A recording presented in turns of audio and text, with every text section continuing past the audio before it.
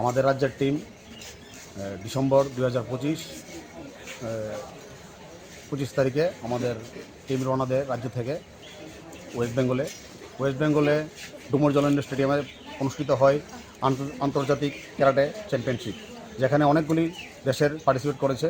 সেই পার্টিসিপেন্টে আমাদের রাজ্য পার্টিসিপেট করেছে দেশের হয়ে, এবং আমাদের রাজ্যের ফলাফল অত্যন্ত ভালো, এবং সমস্ত টোটাল 20টি গোল্ড মেডেল, 23টি সিলভার মেডেল এবং 34টি ব্রোঞ্জ মেডেল পাই। পাশাপাশি আরেকটা টুর্নামেন্ট ছিল আমাদের জানুয়ারি 3 এবং 4, খেলো ইন্ডিয়া খেলো ক্যারাটে চ্যাম্পিয়নশিপ।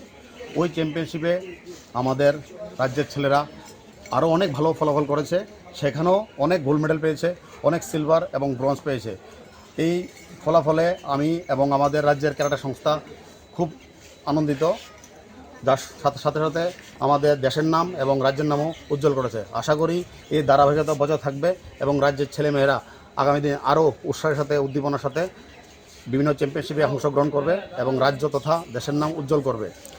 আর আমি আশা করি সমস্ত গার্ডিয়ানকে আমি আমার অন্তঃস্থল থেকে ধন্যবাদ জানাই, কেন তাদের অনেক প্রচেষ্টা, তাদের ছেলে মেয়েকে আমাদের এই ক্যাম্পে 1 মাস ধরে ক্যাম্প হয়েছে এবং সিলেকশন হয়েছে প্রায় 1.5 মাস আগে।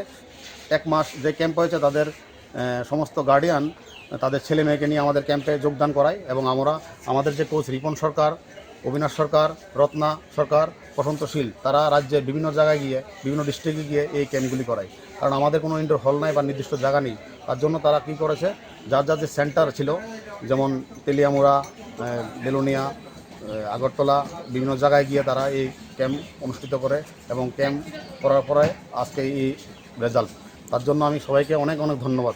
Thank you. ত্রিপুরা থেকে কতজন অংশগ্রহণ করেছিল? ত্রিপুরা থেকে টোটাল 24 জন অংশগ্রহণ করেছে, তার মধ্যে 10 জন মেয়ে এবং 14 জন ছেলে। ভারতের কয়টি রাজ্য থেকে? ভারতের যারা সিলেক্টেড হয়েছে বিভিন্ন রাজ্য থেকে, তারাই এখানে পার্টিসিপেট করেছে এবং বিভিন্ন দেশও পার্টিসিপেট করেছে। আর খেলো ইন্ডিয়া খেলো ক্যারাটে চ্যাম্পিয়নশিপে ভারতের সমস্ত রাজ্যই অংশগ্রহণ করেছে। আগামী দিনে কি পরিকল্পনা থাকছে এই খেলা নিয়ে?